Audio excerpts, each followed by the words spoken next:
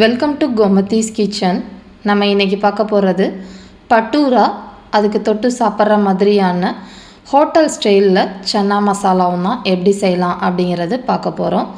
இந்த பட்டூராவோட நீங்கள் சன்னா குருமா வச்சு சாப்பிட்டாலும் டேஸ்ட்டு சூப்பராக இருக்கும். அது எப்படி செய்யணுங்கிற வீடியோ லிங்க்கு நான் டிஸ்கிரிப்ஷன் பாக்ஸில் கொடுக்குறேன். விருப்பப்பட்டால் அதையும் செக் பண்ணிக்கோங்க. கோமதிஸ் கிச்சனை சப்ஸ்கிரைப் பண்ணாதவங்க சப்ஸ்கிரைப் பட்டனை ப்ரெஸ் பண்ணுங்கள். உடனுக்குடனே அப்டேட் வேணும்னா பக்கத்தில் இருக்க பெல் பட்டனை மறக்காமல் ப்ரெஸ் பண்ணிக்கோங்க. முதல்ல பட்டூராவுக்கு மாவு பிசைஞ்சிடலாம். அதுக்கு 1 கப் அளவுள்ள மைதா மாவு எடுத்துக்கோங்க. 1/4 கப் அளவுள்ள நைஸாக இருக்கிற ரவை சேர்த்துக்கலாம். இதை சேர்த்துக்கிறப்ப நமக்கு நல்ல ஒரு கிறிஸ்பி டெக்ஸ்சர் பட்டூராவுக்கு கிடைக்கும். 2 டேபிள் ஸ்பூன் அளவுக்கு புளிக்காத கெட்டி தயிராக சேர்த்துக்கலாம். 1 டீஸ்பூன் அளவுக்கு டேபிள் சால்ட்டு சேர்த்துக்கோங்க. 1/2 டீஸ்பூன் அளவுக்கு சோடா, அதாவது பேக்கிங் சோடா சேர்த்துக்கலாம்.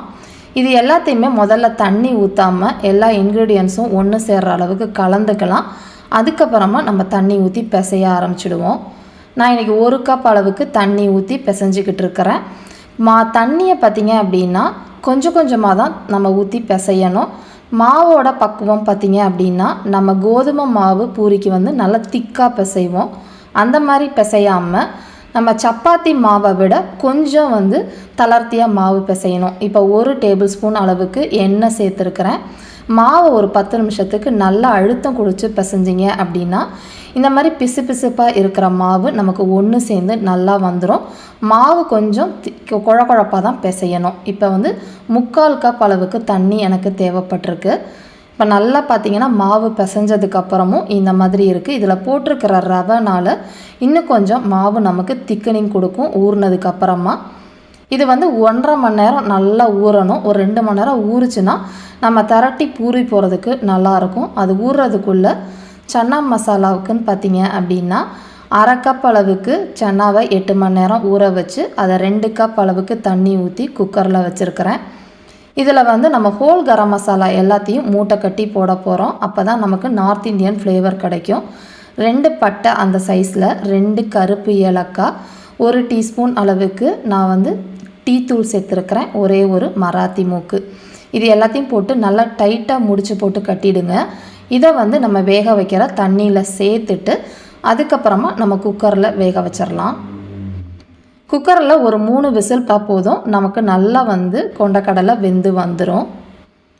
இப்போ பார்த்திங்கன்னா நல்லா இந்த மாதிரி வெந்து வந்துருச்சு. இப்போ நம்ம மூட்டை கட்டி போட்டோம் இல்லையா கரம் மசாலா டீ தூள்லாம், அந்த மூட்டையை எடுத்துடலாம். எடுத்து நம்ம தூக்கி போட்டுடலாம். இது நமக்கு இனி தேவைப்படாது. இப்போ நம்ம சன்னா மசாலா செய்ய ஆரம்பிச்சிடுவோம். அதுக்கு ஒரு பேனில் 1.5லேருந்து 2 டேபிள் ஸ்பூன் அளவுக்கு எண்ணெய் சேர்த்துக்கோங்க. எண்ணெய் நல்லா சூடாகட்டும். சூடானதுக்கப்புறமா 1/4 டீஸ்பூன் அளவுக்கு கால ஜீரான்னு சொல்லுவாங்க. அதாவது சீரகமே கருப்பு கலரில் இந்த மாதிரி இருக்கும். இது போட்டிங்க அப்படின்னா நம்ம சன்னா மசாலா ரொம்ப நல்லா ஃப்ளேவர்ஃபுல்லாக இருக்கும். இல்லைன்னா நார்மல் சீரகமே சேர்த்துக்கோங்க. 2 பிரிஞ்சி இலை சேர்த்துக்கலாம். கூடவே இதில் கொஞ்சம் கருவேப்பிலையும் கிள்ளி போட்டு சேர்த்துக்கோங்க. இது எல்லாமே நல்லா செவந்து வரணும். அப்போ தான் ஃப்ளேவர் நமக்கு கிடைக்கும். இப்போ 1 கப் அளவுள்ள பொடியாக நறுக்கின பெரிய வெங்காயம் சேர்த்துருக்கிறேன். அதாவது மீடியம் சைஸில் 2 வெங்காயம் சேர்த்துருக்கிறேன். இது எல்லாத்தையுமே நல்லா கலந்து வதக்கிறதுன்னு பார்த்திங்கன்னா கண்ணாடி பதம் வர அளவுக்கு வதக்கிக்கணும். இதில் 2 பச்சை மிளகாய் கீரி சேர்த்துருக்கிறேன். நான் இன்றைக்கி சன்னா மசாலா நல்லா காரமாக செய்ய போகிறேன். நீங்கள் மிளகாத்தூள் அளவை கூடவே குறைச்சோ நீங்கள் சேர்த்துக்கலாம் தேவைக்கேற்ற மாதிரி. நல்லா கண்ணாடி பதம் வந்ததுக்கு அப்புறமா 1/2 டீஸ்பூன் அளவுக்கு இஞ்சி பூண்டு விழுது சேர்த்துட்டு அதோட பச்சை வாசனை போகிற அளவுக்கு வதக்கி எடுத்துக்கோங்க. இந்த மாதிரி பச்சை வாசனை போயிடணும். அதுக்கப்புறமா 1 கப் அளவுள்ள தக்காளி பியூரி, அதாவது டொமேட்டோ பியூரி, 1.5 தக்காளியை நல்லா மிக்சியில் அரைச்சிட்டிங்கன்னா இந்த மாதிரி ஆகிடும். இதை சேர்த்துட்டு இது போட்ட உடனேயே பார்த்திங்கன்னா 1 டேபிள் ஸ்பூன் அளவுக்கு கடையில் வாங்கின சன்னா மசாலா பவுடர், 1 டீஸ்பூன் அளவுக்கு மிளகாய்த்தூள், 1 டீஸ்பூன் அளவுக்கு மல்லித்தூள், 1/2 டீஸ்பூன் கரம் மசாலா தூள், 1/2 டீஸ்பூன் அளவுக்கு வறுத்து பொடிச்ச சீரகத்தூள், இது எல்லாத்தையுமே சேர்த்துட்டு குறைஞ்ச தீயில் இதோட பச்சை வாசனை போயிட்டு நல்லா எண்ணெய் பிரிஞ்சு தொக்கு மாதிரி வரணும். அந்த அளவுக்கு வதக்கிக்கலாம். மசாலா அடி பிடிச்சாமல் பார்த்துங்க, இல்லாட்டி நம்மளோட சன்னா மசாலா ஃப்ளேவர் வேறு மாதிரி ஆகிடும்.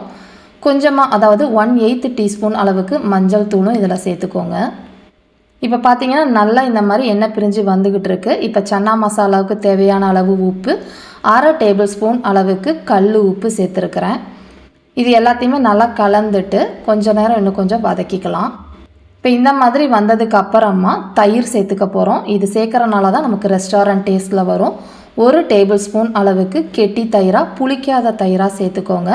அதை போட்டுட்டு நல்லா கலந்துட்டிங்கன்னா தயிரும் மசாலா இந்த மாதிரி ஒன்று சேர்ந்து நல்லா தொக்கு மாதிரி வந்துருச்சு, பார்த்தா தெரியும். இப்போ வந்து நம்ம வேக வச்சுருக்கிற கொண்டக்கடலையை அந்த தண்ணியோடையே சேர்த்துக்கணும். ஒரு 10லேருந்து 12 கொண்டக்கடலையை தனியாக எடுத்து வச்சுருங்க. அதை மிக்சியில் அரைச்சி கடைசியாக நம்ம வந்து இந்த மசாலாவில் சேர்க்க போகிறோம். இது கொஞ்சம் நேரம் எண்ணெய் பிரிஞ்சு வர வரைக்கும் வேக வச்சுக்கலாம். அதுங்குள்ளேயும் நம்ம அந்த கொண்டக்கடலையை மிக்சியில் போட்டு அரைச்சிடலாம். இப்போ நான் வந்து ஒரு 3/4 கப் அளவுக்கு தண்ணி சேர்த்துருக்கிறேன். சேர்த்துட்டு நல்லா கலந்து விட்டுட்டு குறைந்த தீயிலே இந்த மசாலா சன்னா எல்லாமே வெந்து வரணும். எண்ணெய் பிரிகிற அளவுக்கு வேக வச்சுக்கலாம். நம்ம கொஞ்சோண்டு 1/2 டேபிள் ஸ்பூன் அளவுக்கு கசூரி மேத்தி, காஞ்ச வெந்தயக்கீரையை நல்லா கைகளால் இந்த மாதிரி கசக்கி போட்டு பவுடராக்கி போட்டுருங்க. போட்டுட்டு நல்லா கலந்து விட்டுறலாம். இப்போ பார்த்தீங்கன்னா தெரியும், நல்லா எண்ணெய் பிரிஞ்சு வந்துக்கிட்டு இருக்கு. இப்போ 1 டீஸ்பூன் அளவுக்கு சர்க்கரை சேர்த்துக்கணும். இந்த சர்க்கரை சேர்க்குறது வந்து உங்களோட விருப்பம். பட் போட்டிங்க அப்படின்னா டேஸ்ட் ரொம்ப சூப்பராக இருக்கும். ஹோட்டல் டேஸ்ட்லேயே உங்களுக்கு கிடைக்கும். இதில் நம்ம அரைச்சி வச்சுருக்கிற கொண்டக்கடலையை பேஸ்ட் பண்ணியிருந்தோம் இல்லையா, அதையும் இதில் சேர்த்துட்டு கலந்துட்டு இன்னும் கொஞ்சம் நேரம் இதை வந்து வேக வச்சு எண்ணெய் பிரிஞ்சு வரட்டும்.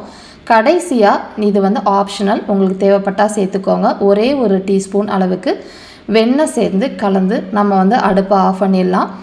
இந்த மாதிரி செய்கிறப்ப திக்காக இந்த திக்னஸில் இருக்கப்போ சூடாக சாப்பிட்றீங்க அப்படின்னா இந்த திக்னஸில் வச்சிங்கன்னா சரியாக இருக்கும்.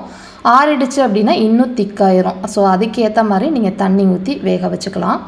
இப்போ கடைசியாக கொத்தமல்லி தழை தூவி நம்ம வந்து ஆஃப் பண்ணிட வேண்டியதான். நம்மளோட சோலை மசாலா, அதாவது சன்னா மசாலா ரெடி ஆகிடுச்சு. அடுத்து நம்ம பூரி பண்ண ஆரம்பிச்சிடலாம். இதை சர்விங் பவுலுக்கு மாற்றிடலாம். இப்போ பார்த்தீங்கன்னா 2 மணி நேரம் ஆயிடுச்சு. மாவு நல்லா ஊறி இருக்கிறது உங்களுக்கு தெரியும். கையிலையும் நமக்கு ஒட்டலை. இந்த அளவுக்கு மாவு பதம் இருக்கணும். மாவு வந்து நம்ம 2 கையில் கொஞ்சம் எண்ணெய் தடவிட்டு நம்ம உருட்டிக்கலாம். உங்களுக்கு எந்த சைஸ் விருப்பமோ அதுக்கேற்ற மாதிரி நீங்கள் வந்து மாவை உருட்டிக்கலாம்.